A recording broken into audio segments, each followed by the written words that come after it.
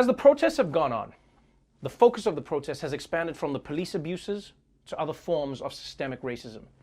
A lot of attention has been given to Confederate monuments, but in New Mexico, the big debate is about a statue of a different brutal man from history. Let's get to New Mexico, where a man was shot last night at a protest over a statue of a Spanish conquistador. Demonstrators were trying to tear down the statue while also clashing with members of a self-appointed armed civilian militia who had vowed to protect the statue. The victim is in critical but stable condition right now.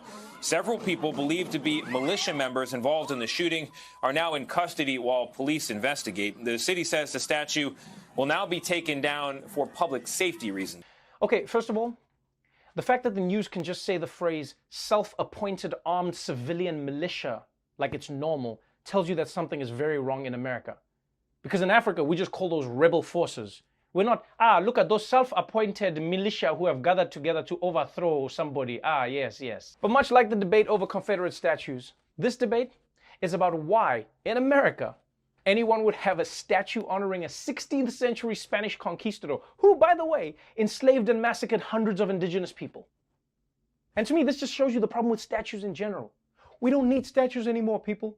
Doesn't matter who they're for, we don't need statues. Statues are like tweets. They might work at the time. The time you make them, they seem cool. But if you leave them up for too long, at some point, they're gonna become problematic. If you ask me, statues shouldn't be built to last forever. They should be designed to naturally dissolve after a few years, like a Hollywood marriage. And then once it crumbles, you can decide as society whether it's worth rebuilding, like a Hollywood face. Now you're changing the whole dynamic of the debate. Because think about it, it's a lot easier for people to fight and say, oh, look, let's just leave up the statue, it's part of our history. It's a lot harder to argue, okay, guys, we need to raise money for a new Bill Cosby statue. And just by the way, why does a 16th century Spanish conquistador have such a devoted, angry fan club to begin with? Who are you people? Why is this your hero? Why can't you be obsessed with Beyonce like a normal person? That's who you should shoot people for, Beyonce. Conquistadors, they're not even here. They don't have any #1 hits. No one's singing conquistador songs. All the conquistadors, that wasn't a hit. And maybe the biggest sign of the power of the Black Lives Matter movement right now is that it's even changing America's cultural institutions. Just look at the NFL, which is surprising everyone with a high-profile reversal. NFL Commissioner Roger Goodell weighing in on quarterback Colin Kaepernick, who has not played since 2016 when he first started kneeling during the national anthem to protest racial inequality. Well, Goodell now saying he encourages the team to sign Kaepernick. I welcome that, support the club making that decision, and encourage them to do that. Goodell again says he and the league were wrong to oppose the kneeling protests started by Kaepernick. We should have listened to our players earlier. Our players, including Colin Kaepernick.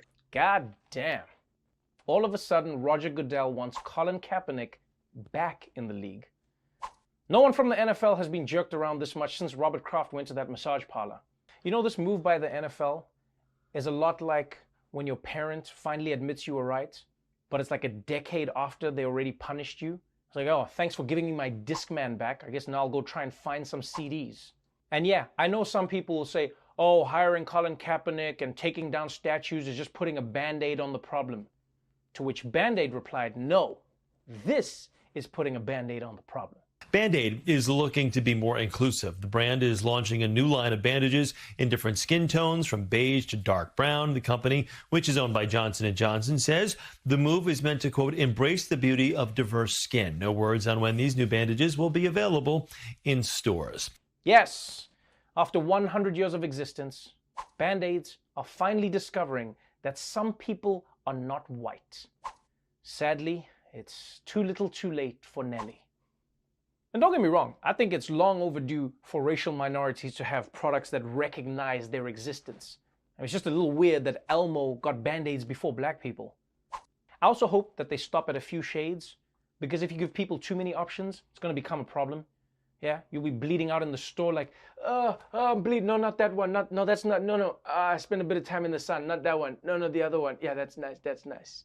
Oh, and while you're at the drugstore to buy the new black Band-Aids, you can also pick up some black beauty products with a lot less hassle than you had before.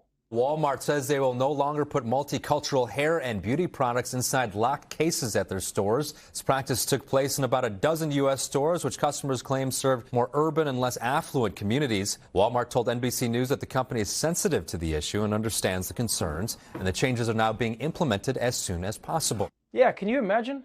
For years, Walmart and other drugstores have been locking up black hair and beauty products, but not the white products. Yes, even black hair products suffer from mass incarceration. What is this shit? Huh? But still, this is great news. What Walmart is saying is what they're going to do from now on. Hey, Fred, heard you were talking about Walmart. Yeah, I was, Dulce, but how did you know? Never mind that. I got some thoughts. Okay, well, I want to know how you hacked into the... Anyway, I imagine that you're pretty happy that Walmart is getting rid of this policy, right? Yes, free at last, free at last. Thank God Almighty. Black hair care is free at last. Not only did this racist ass policy make black people look like thieves, but you know the worst part? It made every trip to Walmart 10 times longer. Wait, why would it be longer? Because I had to go on a magical quest to find the person with the key who then had to unlock the cage, who could finally retrieve my treasure. It felt like a black Lord of the Rings. But it's an extra 10 minutes. Why does it matter, Dulce? Let me tell you something. You know how long it takes to style natural hair? Do you know how much I have to go through the magical process, the moon and stars and products that have to come together for this to grace the planet?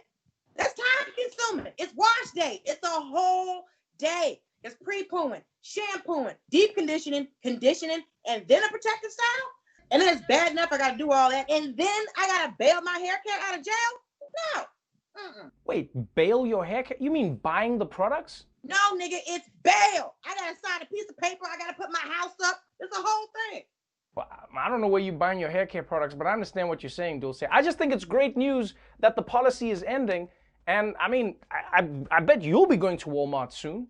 Oh, I already been.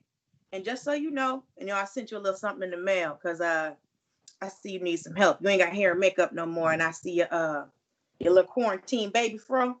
She looking kind of dry. What? Wait. What do you mean it's dry? I used the thing. No, wait, Dulce. Wait, what do you? Dry? I'd pre-poo.